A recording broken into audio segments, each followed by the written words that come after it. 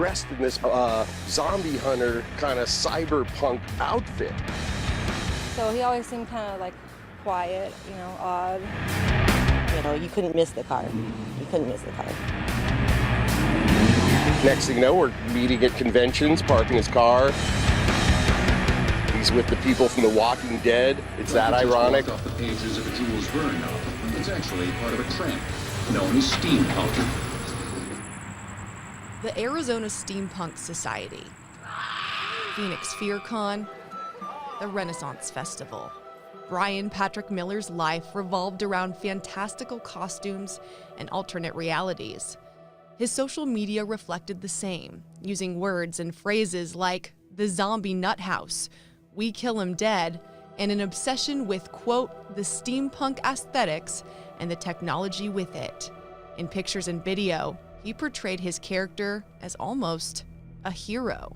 He also had a lot of photos. You can go to his Facebook pages with the law enforcement. So his car's always with a Maricopa County Sheriff. He's posing with police guys. For some, there's a fine line between fantasy and reality. Her normal routine was to be gone approximately an hour and a half to complete the circuit.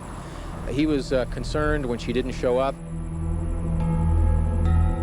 November 1992.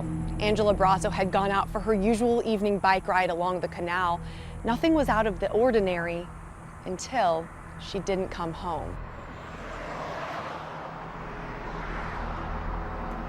A gentleman that is usually fishing at the canal there drove by on his bicycle and said there was, he thought he saw a head there that everybody was looking for, and he kept riding his bike. So we decided to go take a look, see if it was really the head. From a distance, it didn't look real, is what it was.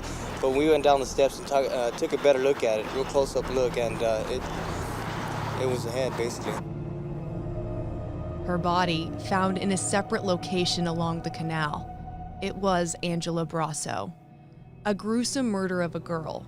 No one could understand why Angela would be targeted. She was on the dean's list all 8 trimesters of her college. She's just a super kid. That's all, just a super kid. And it should have never happened. It's tough enough for me being a family friend. You just cannot imagine the hurt and the grief that goes on with the parents. You just can't imagine. Her bike was missing, and there were no hits on a DNA match. To their knowledge, there were no witnesses, something they desperately needed in this case. The best homicide detective in the world will not be able to solve a case without that piece of the puzzle. And he was right. They couldn't finish the puzzle. There were too many pieces missing. All family and friends could do was wait and hope.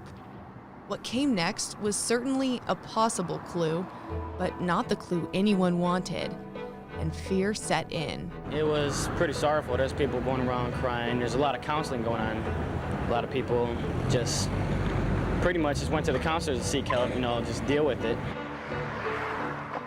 10 months after the murder of Angela Brasso, another girl gone.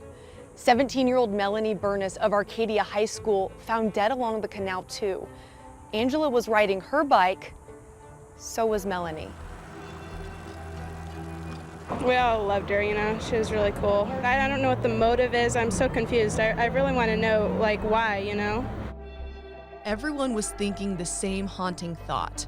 Could they have been killed by the same person? There's some guy out there, and you don't know where he is. He might be one of your mom's best friends or whatever. I don't come out here anymore unless I'm with somebody. Something unusual was found at Melanie's murder scene, though.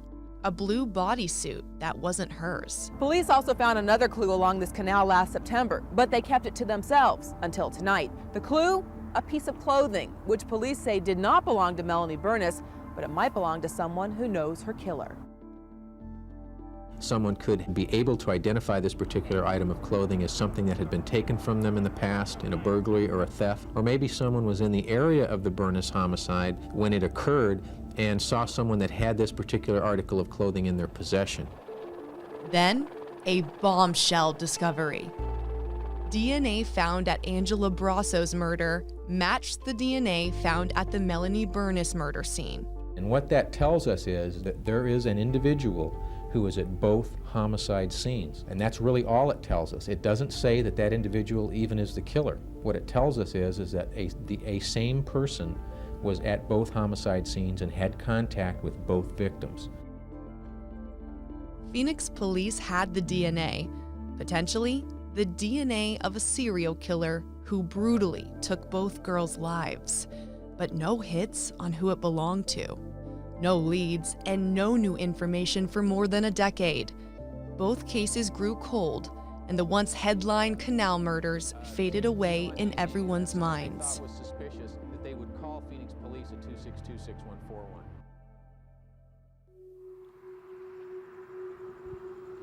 Police didn't know it at the time, but that DNA belonged to a man with a dark history. A man who was convicted of stabbing a woman as a teen and who was acquitted of stabbing a woman in his 20s. Bryan Patrick Miller would also be in another spotlight, one shining on unsolved cases spanning several states. A worst-case scenario no one could stop until somebody did.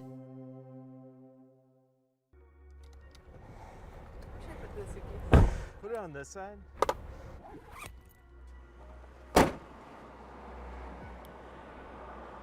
My name is Colleen Fitzpatrick. And what's your title and your specialty? I am the founder of Identifinders International, and I am a forensic genetic genealogist.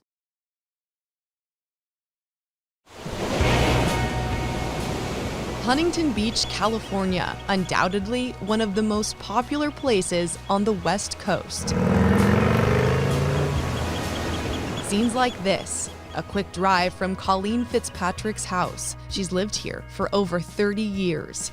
Her work goes far beyond the place she calls home. I've worked actually forensic genealogy cases in 53 countries. What is genealogy? The study of family history, family names, family pedigrees. Genealogy has rocketed in popularity over the last 5 years. Ancestry.com, 23andMe, Family Tree. People all over the world are discovering their past and long-lost relatives with this growing science.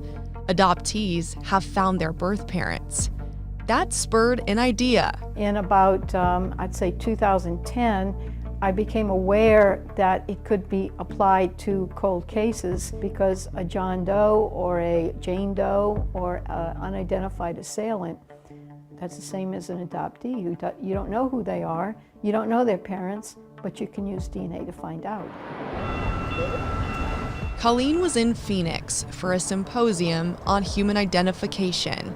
It's there she met some Phoenix police detectives. One of the detectives said, well, we have a case we may be sending to you. And several weeks later, they sent me the Y-DNA profile from the crime scene for the Phoenix Canal murders.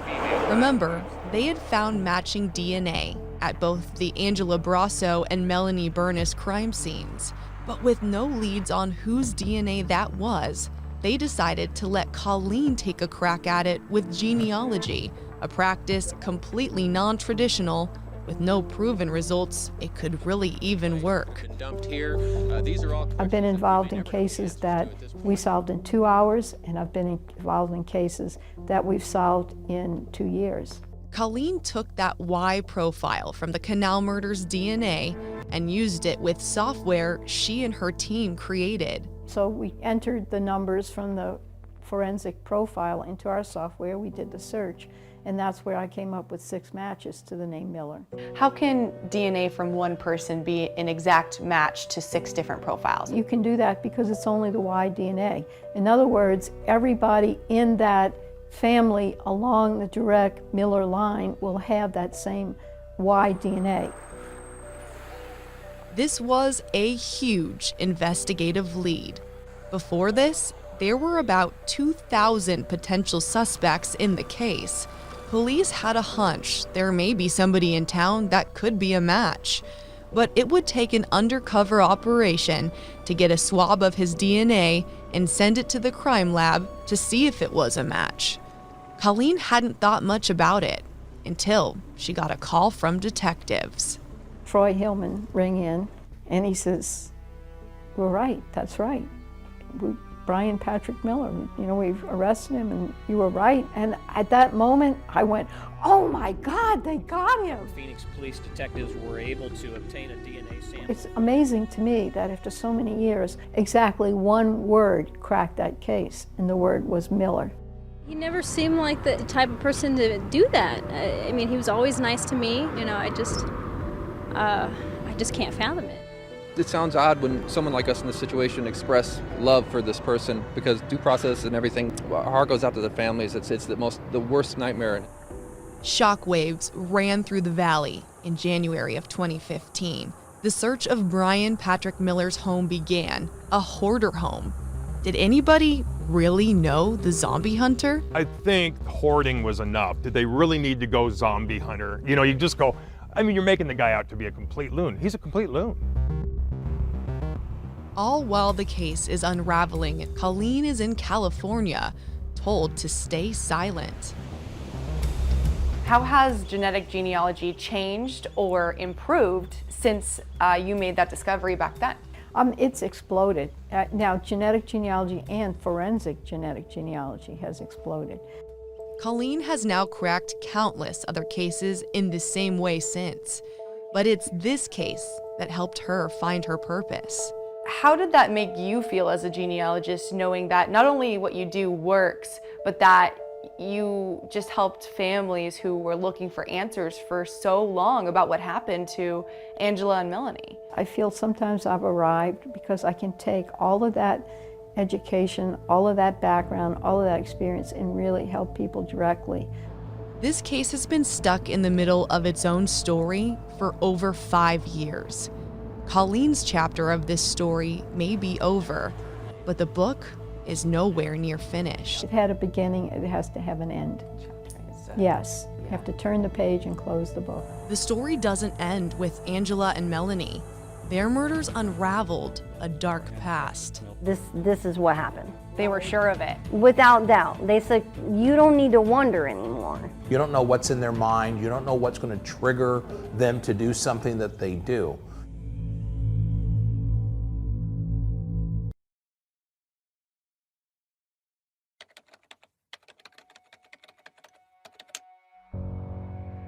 I remember when the cases were brand new, when they first occurred, I was a sergeant in our media relations department, and those two homicides truly rocked the valley. I mean, they were horrendous. These types of serial crimes, these types of serial killers in this case, or be it a serial sex offender, they're really hard to predict. Just a character that they happen to take on. Sometimes it's not too different from who they actually are. Could Bryan Patrick Miller be a serial killer? Angela Brasso was decapitated. Melanie Burness was found brutally murdered. Bryan Patrick Miller has been charged in their deaths. But even with those facts, Kevin Robinson says it's not a clear-cut answer. You don't know what's in their mind. You don't know what's going to trigger them to do something that they do. The person has a great deal of anger when they're committing the crime itself. The question, I would think, is why are they that angry? What's causing them? What's triggering that episode? What's triggering that level of violence on that particular victim? Robinson has 36 years of experience in policing. At one point, he was the assistant chief heading up the investigations unit at Phoenix PD. That includes homicide. He says Bryan Patrick Miller is hard to figure out. Why? Well, he was the zombie hunter, posing with officers. We don't know who he truly is. People like that are wannabes. They're not able to do certain things, so they adopt a different persona. It most definitely complicates things from the standpoint of trying to understand this individual more completely. Here's what we know about Bryan Patrick Miller's past. In his teens, he stabbed a woman near the Paradise Valley Mall before the Canal murders and pleaded guilty to attempted second-degree murder. In 2002, police charged him with stabbing Melissa Ruiz Ramirez in Washington, but he was acquitted, claiming self-defense.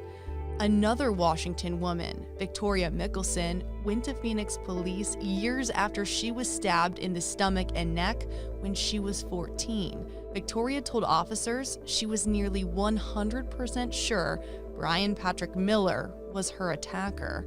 But to date, Washington officials haven't filed charges in that case. I know there's some speculation about some other victims because of the neighborhood and some unsolved crimes. One in particular, the disappearance of a teenage girl that nobody has forgotten. 13-year-old Brandy Myers. In your mind, how sure are you that Bryan Patrick Miller killed your sister? I don't have a doubt in my mind. And the Phoenix Police Department put that to rest in my mind. At the time, did you feel safe? I was blissfully unaware, but I didn't know it was dangerous or the hood, you know, we just played like it was anywhere else. Brandy and her family lived in the Sunny Slope area, just 3 blocks away from Miller. Brandy and her little sister, Kristen Dennis, would pass by his house every day walking to school, though they didn't know who Miller was. In May of 1992, Brandy was out in the neighborhood asking for donations for a bookathon when she seemingly vanished into thin air, and for decades, there were no answers. Until Bryan Patrick Miller's arrest for the Canal murders in 2015. When he was arrested, people started coming out and telling us stuff. So his ex-wife, Amy, came forward and gave us these confessions that he made to her during their time that they were married. She tells the police, he tells me the story about a girl who came to his door. And when she knocked at the door, he saw it as a perfect opportunity to act. He pulled her in the house, started stabbing her. She was alive for all that, and then he slit her throat and killed her, and that's what killed her. Brandy's body has never been found. Police tell Kristen the story doesn't stop there. So he's like, okay, I gotta get rid of this body, and he cut her up in pieces. So he just dismembered my sister, like something of no importance, put her in black trash bags, and my sister just went to the landfill. And these are all details that police told you from that interview with his ex-wife? Yes. Kristen wanted to visually show people how easily this could have happened solely based on location and the route they always walked. This was our house. We would go this route to get to school, and this is where Bryan lived. This was where she was last seen. This house was not home, and this house she never made it to. It finally makes sense. It finally tells me like why she didn't come home, why we never found her body. Exactly like, look at this man, everything adds up. Police believed there was enough circumstantial evidence for a conviction. Months after Miller was arrested for the murders of Angela and Melanie, Phoenix police recommended first-degree murder charges against him in the presumed death of Brandy Myers. But so far, the county attorney's office has declined to prosecute him for Brandy's murder. I can't just let it go. I wish I could. I do. I wish I could just let it go, and I can't. I keep trying. Every time I'm knocked down, every time they turn down the case, I'm like, you know what? What am I doing? Kristen hopes the momentum in the Canal murders case as the trial looms will help Brandy's case too. It's been 29 years since she lost her sister. She wants to look Bryan Patrick Miller straight in the eyes in a courtroom. I want a chance to say, you know what? You took everything from me, and I was lost for years. But you know what? You don't have power over my life anymore.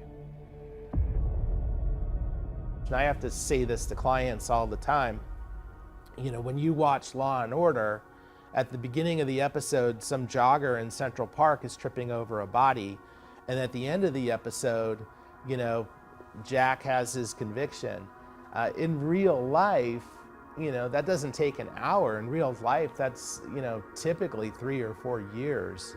It's been 6 years since Bryan Patrick Miller was arrested. All documents in the case are now sealed, which means we can't see anything until it comes out in court. The trial will set a precedent no matter the outcome. There's a lot of interesting issues in this case. The first and the most obvious one is the forensic genealogy. Will a judge uphold that practice as being legal, as being credible? If so, it sets the tone for any forensic genealogy findings moving forward in the United States. But now, Bryan Patrick Miller's team has planned an insanity defense. We asked criminal defense attorney Russ Richelsoff to look at the case. He's not connected to it in any way. So with insanity, what we're interested in is what was his state of mind at the time he committed the offenses? Could he understand the nature of the wrongfulness of his acts? This isn't a cookie-cutter case. The laws have changed since 1992 and 1993 when Angela and Melanie were killed. The law that applies is the law that was in effect at the time the crime was committed, which in this case was, almost 30 years ago. If the defendant proves by clear and convincing evidence that they were insane, they did not understand the nature and wrongfulness of the acts at the time that they committed them, then they're essentially not guilty. In this day and age, a full sentence would still be served somewhere, whether that be prison or in a mental health unit. But with crimes of insanity back in the early 90s, it was different. If they were required under the criminal statute to serve 20 years in prison, they would be placed in a secure mental health facility for 20 years. Under the old statutes, it's reviewed, like I said, about every 6 months. According to Richelsoff, that means if Bryan Patrick Miller were to be found insane at the time of the crimes, he would be placed in a mental health facility, but would have the opportunity to be re-evaluated every 6 months. If he was deemed better and mentally sound during any of those reviews, then he could be set free, even if he's proven to have committed these murders. At the same time that the defense noticed insanity as a defense in the case, they also requested the court to do what's referred to as a Rule 11 screening, to screen this person to see if they're competent to stand trial. Competency is concerned with his mental health now. Is he capable of effectively communicating with his lawyers? Does he understand his constitutional rights? Richelsoff expects the prosecution to try and relate to the jury, to win them over, proving the zombie hunter isn't one of us. The prosecutor is going to probably try to portray him as a weirdo. Hey, here's what this person was into. That's really weird. They're not like us. The defense is going to portray it exactly like, you'd like to dress up for Halloween. This is what he liked to do on the weekends. It was, some harmless fun. It's easier for the jury to convict somebody if the jury doesn't identify with them. Time is the big factor here. The wheels of justice, they grind slowly. A trial of this magnitude will likely last months. There's a possibility new details could link Miller to other crimes and other victims. This trial will set a precedent moving forward for genetic genealogy. If it can solve these murders, how much more can it solve? The possibilities are endless.